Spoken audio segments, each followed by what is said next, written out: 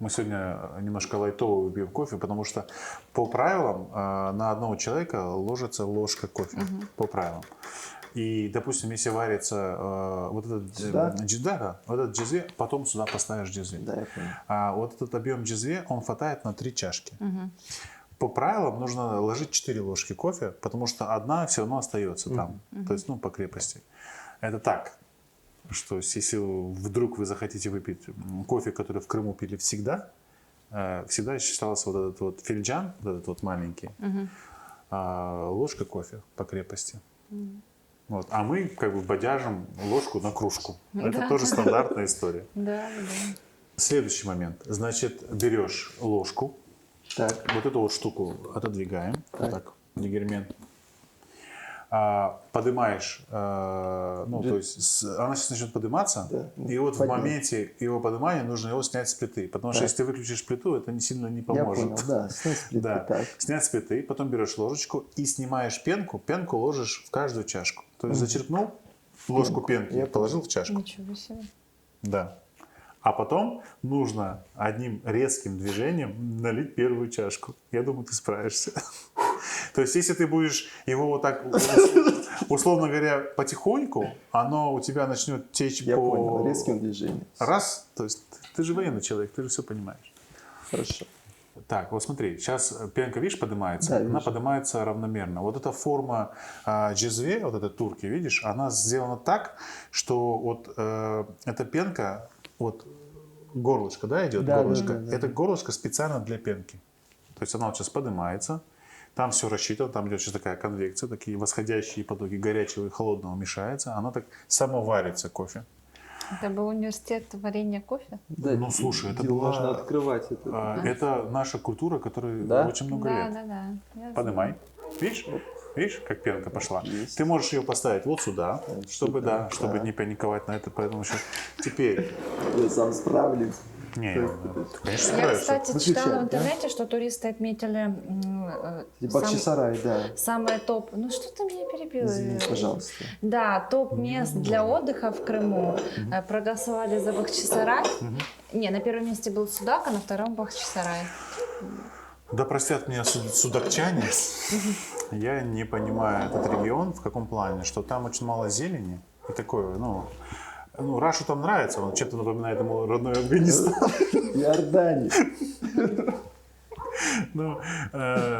Бахчисарай это такой, скажем так, немножко другой отдых, нетипичный для Крыма. Да. Так, вот сейчас самое главное. Смотри, если Сюда тебе ручку, можно, да? ты можешь вот здесь взять за Сейчас ручку. возьму. Сюда можно поставить? Ложку можно, но потом тебе куда-то нужно будет джезве поставить. Черт, это какая-то... Я не готовился просто. Чашка, вот, да, можно, Можно, да? Конечно. Резко. Оп, нормально, все. Руки дрожат, как у хирурга, все правильно. Все нормально. Так, есть. Первый пошел. Отлично, Раша. На разлив. Давай, я буду двигать. То есть пенка вот такая обязательно должна быть. У нас получилась хорошая пенка. Нормально. Извините, пожалуйста. Если бы мы положили бы на одну чашку, на одну ложку больше, здесь пенка была бы полностью. Так вот, возвращаясь вот к этому кофе, ты же понимаешь, что вот эта история, она с самого детства. То есть, она постоянно у нас. И вот это вот ритуал кофепития, он как бы вообще неотъемлемая часть нашей культуры. Так? А Просто что это такое? это сахар вареный. Сахар. Да, это сахар. Это Парварда, Это это я Рафаэлло. знаю. Рафаэлло ты знаешь, да? Так что можно... Я выключил его? Щелчок был такой, так. Я не знаю. Вот включился, выключился. Все, логика такая. Молодец, вроде бы Раша. Самая тяжелая часть работы за сегодня. Я смог. Так, при помощи. Ты Можешь кофе не пьешь вообще? снимать это, можно положить. Все нормально. Конечно. Я рассказала.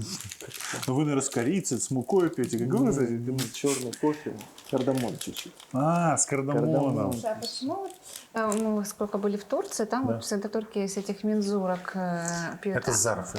Ну, вот эти вот. Ну, А зарф у крымских называется. татар что-то такого нет. Смотри, дело в том, что у турков кофепитие – это не их фишка. У них чай. Они пьют, они заваривают такой крепкий чефир и мешают его с кипятком. Может быть, видели, 2 чайника – это классическая турецкая история. А у крымских татар чай вообще не пили, пили кофе. И у нас вот наша национальная штука – это фильджан, вот такая вот чашечка. Но то, что у турков это есть, это зарф называется, в таком металлическом стакане. Нет, они вот такие невысокие, стеклянные, вот такой вот формы. Это чай пьют, они кофе не пьют. Я же говорю, чай, я же говорю, А, что чай? чай, да. Чай, да. Я говорю, а вот у крымских татар не заведено. Турки и азербайджанцы. Вот они очень близки в этом плане. Это угузская система языков, угузская. И они очень близки в этом плане. Они тут все пьют чай, чаи гоняют. А крымские татары пьют кофе. Ну вот так сложилось. Но через Крым же проходил шелковый путь. Через Белогорск, Харасу-Базар. И это кофе, очень давно. Это же такой, получается, товар, который спросом пользовался. А вот, кстати, в Иордании то, что пьют с кардамоном, ты пила? Это ужас просто. Самый вкусный. Да простят меня. Ну, ты чего? Я тебя попрошу, Слушай, чтобы да я привезли. пил. Не знаю, у них не дома надо. никогда такого не пили. Ну, потому что они неправильные иорданцы. Правильно. Обычно пьют кофе. А что с кардамоном? Кофе. Кофе? Ты сразу обижаешься. Огонь, да? Что, в Иорданию поедем, напьешься кофе с кардамоном. А с автомата можно будет пострелять? Можно. Тогда ладно. Не, просто я был... Как земля на вкус. Я был... Класс. Я был в Судаке, и, значит, там одна женщина, она казанская татарка, она говорит, я вам сейчас сварю такой кофе, который вам точно понравится. Она сварила кофе с кардамоном, и я первый раз в жизни не допил кофе. Ну, может быть, она пропорции неправильно выставила. То есть я понимаю, что у культуры у них как бы есть определенные, скажем так, пропорции, да? То есть сколько нужно положить кардамона, можно же переборщить. Да. Вот у вас в плов пудру сыпят на плов? По-разному. Это, наверное, не в Иордании, это где-то... Пудру. Ну вот плов же есть, классический плов, а вот его пудрой еще посыпают, и он такой белый становится. Да, там желтый. В Иордании Желтый рис. А, желтая, вот это... Как будто магию, вот этот кубиком магии покрасили. Куркума. Вот, куркума, да? Да, делают. И, кстати... Мне тоже не нравится. дело... Что? Тут как бы дело не в том, что там Вы нравится. же и рис, вы вообще любите эту приправу. Да. Все должно быть желтым. А кофе креп. Когда в Иорданию приезжаешь, в гости идешь, там у всех большая вот такой термос, специально, как это тоже называется, я не знаю. И там всегда... Ну вы же кочевой народ. Мы? Да. В пустыне все кочевые. Как бы, понимаешь, мы же на батейцев идем, а на батейцы же жили в Петре, это как бы не кочевой народ. Пещерный, да? Как бы типа город. А Петра же там рядом, прям, это же ваша история. Да. Слушай, я бы вообще так Да. с удовольствием Туда с побывал. камерой надо ехать, там просто Я тоже хочу. Это прям вот так вот это поражает? капец просто. Там, настолько, там длинный коридор, вот такой узкий. Вот Вот коридор. внутри. Там что такое? Ты просто идешь в расщелину в скале. Да. Вот она вот идет там местами. То есть расщелина длинная, 50 метров, она называется сик. Не знаю, как по-русски. Больной? Нет, По-английски. по-английски оно пишется SIQ. Сик. Сик. То есть ты идешь по этому коридору, он там такой узкий, а потом ты выходишь, и там вот этот огромный храм, который везде, вот на рекламе, в Индиане Джонсе. Так он же, подожди, вот этот фасад Да, знаменитый, правильно. это он? Это он, да. А он же под открытым небом. Да. Да, но ты в него входишь. Ты То есть туда доступа через нету? Ты через этот проход туда попадаешь. Офигеть. Через Там- пещеру, да. да, Я получается? представляю, вот древний человек, да, вот тот древний, вот такой идет по этой пещере, и такой О. раз. Ну, там не пещера, там это расщелина Да, в да, да. скале. Ну, это же они сами ее сделали. Это Сами всё. сделали. Что бы не Прорубили. сделать здесь, не прорубить, да? Ну, это просто, на самом деле, когда ты понимаешь, что это все делали руками, И мозгами тоже. да, наверное. Дармовый труд просто был. Дешевый. Что там, сидит там шейх, кто там у вас? Ну, да. Он говорит, так, 1000 человек, вот эту дырку сделайте, вот это, к обеду желательно. Там классно, конечно. Там И особенно... вот это яла. Ела. А ты ездила туда? Что это такое, Раш? Поедем. Еще поедем. Человек не знает, что от тебя ожидает. Все. Ты, наверное, поэтому и не везешь. Нет, Ну да, тут уже история про кофе всплыла какая-то сомнительная. Нет, там, знаешь, вот у этих народов, да, таких вот, которые вот в таком в суровом климате живут, и египтяне тоже. Ну, вот вообще, да, это, конечно, не одно и то же, но они пьют очень крепкий кофе, очень крепкий. То есть этот кофе, который ты вот глоток пьешь, потом уже литр воды выпьешь, чтобы вот это стабилизирует эту вот историю. Я рассказываю историю. То есть ты приходишь в гости, тебя обязательно наливают кофе. То есть вот такая маленькая чашечка, Да. как Да, пиалочка, да, маленькая. да. Почему? Потому что Она не общая на всех? По кругу? Нет, у мужчин могут и одну. По кругу одну. По кругу? Вот это, да. Антисанитария. А как же Салам коронавирус? алейкум. Ой, там Да. сразу привет. То есть тебе отдают, если ты не выпил, это неуважение ты проявил. Ну, типа. А так вылить нельзя? Типа, если ты решил не облизать микробы, да, чужого. Не, ну то есть не- ты пришел, тебе дали эту чашку, типа, тебе проявили уважение, что гость пришел, и ты как бы пьешь, да, спасибо. Да. И вот ты ее не выпил, это некрасиво. И вот мы, у отца же много родственников, и вот мы идем в день, там, 20 Ой, блин, домой. я представляю. Я тебе говорю, я просто первые сутки я вот такой сижу. Карло, да? Бахнул. Нет, просто налили, ты выпил. и такой, и А чашка на что похожа по форме? там маленькая Положить чашка. можно на стол? Да. Есть донышко Ну, у него? вот меньше Финлян, этого короче. в два раза. А типа тебе налили, я ты думаю, выпил, и вот такой жест, это значит, ты больше все не Всё, надо, всё, больше да. не надо. То есть ты вот так вот сидишь с этой чашкой, тебе обязательно должны подбежать налить. То есть не подбежали, там быстро не налили, ты что это Ну вообще? все, расстрел. А кто подбегает наливать? Самый младшенький мальчик бегает, это все. Самый младший, ну, из мужчин. Подливает. Подливает, да. Но подожди, а это На разлив. это если у всех своя чашка? Да. И если ты чашку так вот показал? Да, ну нет, так ты показал, это значит, ты не хочешь. Да. Все, у тебя ее И забирают. надо ты- постоянно сидеть. Нет, с ты этим. вот, ну, у тебя она есть, тебе налили, ты выпил, вот так вот сделал, пришел, забрал чашку и Да. унес. Ты знаешь, я думаю, что в нашей культуре кофепития и в их культуре, я уверен, что это одна история общая какая-то. Потому что вот, допустим, в Бахчисарае на момент там какого-то 19 века, ну там 1890, по-моему, там какая-то статистика была, в Бахчисарае было 90 кофеин. Вот просто в маленьком этом старом городе было 90 кофеин. То есть это говорит о том, что это была огромнейшая культура кофепития. И в кофейнях никогда не было еды. То есть люди приходили, они курили табак и пили кофе. Все. Это был первый момент. Во второй момент, что за кофе не платили. То есть вот ты, допустим, пришел вечером, пообщался, попил кофе. Вот сколько ты считаешь нужным, столько ты оставлял на выходе денег. Такое, ну, то есть не было такого, что так, я выпил 3 чашки, вот, пожалуйста, там тебе деньги за 3 чашки. Тут такая была культура, да.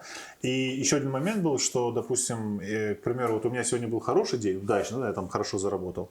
Я иду и хозяину говорю, мол, типа, угости всех. И хозяин анонимно говорил, что анонимный там всех угощает кофе. То есть все пьют бесплатно кофе. То есть, понимаешь, это была такая культура, которая очень долго формировалась, она развивалась. И люди уже там настолько глубоко жили в этой культуре. То есть они там курили табак, вечером разговаривали, общались. И это была такая определенная история. Я думаю, что это очень похоже вот на вашу историю. Потому что, что можно еще из кофе? Это такой социальный обряд, который людей сближает. То есть все с одной чашки, это вообще классно. То есть все там... Никаких А вопросов куда бы не ты было. посоветовал в Бахчисарае поехать? Вот у вас же тоже очень много заведений открылось, где кофе делают, там красивые виды. Слушай, я в ну Инстаграме смотри, смотрю. сейчас, ну да, ситуация налаживается, то есть кофейники-то открываются. Вот это вот, допустим, джезве, это делает крымский мастер. Есть Раим? такой. Нет? А? Не Раим? Не, да не, Раим. Просто я что, единственный Не, кузнец, Раим, который он, знает. не, он делает, он с металлом работает. Это вообще другая история. Он такой не сделает. То есть это другая специализация вообще. Работа с медью – это другая специализация. То есть есть, ну, кстати, у нас у крымских мастеров уже человек 5 точно есть, которые делают вот эти джезве из меди.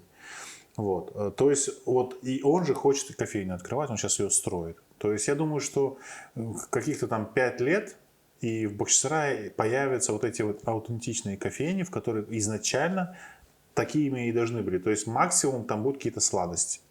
То есть это не про то, чтобы прийти и поесть. То есть это немножко другой уровень, скажем так, жизни, да, вот понимания жизни. То есть пришел, попил кофе, пообщался, ушел. Ну, скажем, такое. Вообще вот след кофе, он очень интересный. То есть вот смотришь на разные народы, у кого есть эта культура, да, пить кофе, она, как правило, очень похожа. И вот эти крепкие дозировки у нас тоже они были. У нас кофе всегда с водой подается. Никогда кофе без воды не должно подаваться, потому что тебе нужно... Она же мочегонная кофе, то есть тебе нужно восполнить сразу же эту воду, то есть, которая уйдет. В общем, вот так вот. Спасибо, что пришли. Спасибо. Нормально получилось? Да, ну я думаю, Так а где да, мы это конечно. посмотрим? У нас, ну, во-первых, YouTube. Мы же развиваем YouTube.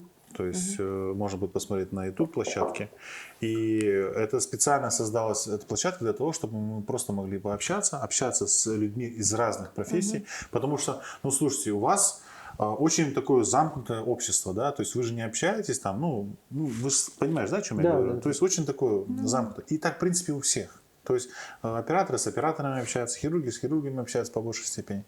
И я думаю, что вот такие вот беседы, да, они будут нести такой какой-то познавательный характер, да, там кому-то будет интересно, он послушает, может быть, что-то для себя почерпнет, и в принципе вот так вот.